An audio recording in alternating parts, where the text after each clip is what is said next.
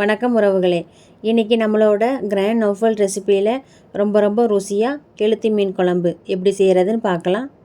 முதல்ல புளி ஊற வச்சுக்கலாம். பெரிய லெமன் சைஸ் புளியை கழுவி ஊற வச்சிடலாம். இதோட அளவு 25 கிராம்.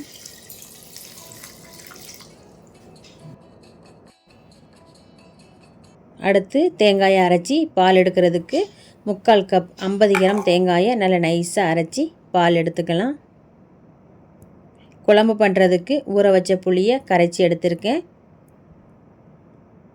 ஒரு ஃபுல் டீஸ்பூன் மிளகாய் பொடி, உங்கள் காரத்துக்கு தக்கன மிளகாய் பொடி கூட குறைய சேர்த்துக்கோங்க.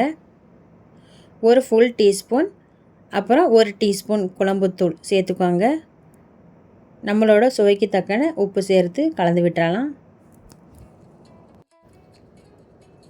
4 டேபிள் ஸ்பூன் நல்லெண்ணெய் ஊற்றிடலாம். எண்ணெய் சூடானதும் 1/4 டீஸ்பூன் வெந்தயம் சேர்த்துடலாம்.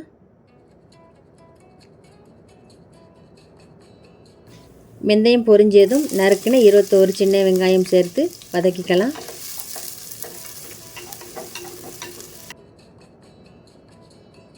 சின்ன வெங்காயம் வதங்கியதும் ஒரு கொத்து கருவேப்பிலை இலை சேர்த்துடலாம்.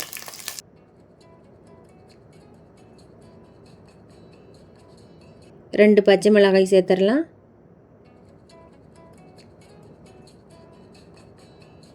2 பெரிய தக்காளியை மிக்ஸி ஜாரில் சேர்த்து கொஞ்சம் நரையாக 1-2 அரைச்சி சேர்த்துடலாம். நல்லா வதக்கிக்கலாம்.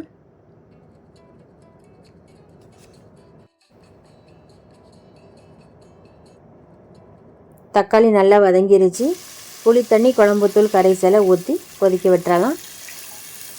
புளித்தண்ணி குழம்புத்தூள் கரைச்சி மொத்தம் 750 மில்லி தண்ணி ஊற்றியிருக்கேன்.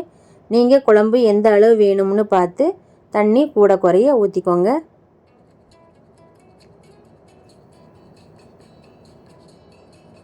மசாலாவோட பச்சை வாசனை போனதும் மீனை சேர்த்துடலாம். மீனை சுத்தம் பண்ணினதுக்கு அப்புறம் 400 கிராம் இருக்குது. மீனை சேர்த்து ஒரு கலந்து விட்டு 10 நிமிஷம் வேக வச்சிடலாம்.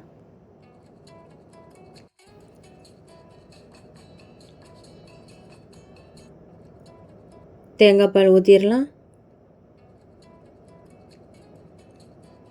தேங்காய் பால் ஊற்றி கலந்து விட்டு கொதிக்க வச்சிடலாம்.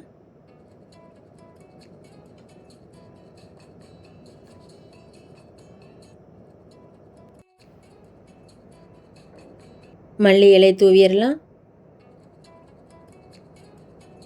ஒருக்கா கலந்து விட்டு அடுப்பை ஆஃப் பண்ணிடலாம்.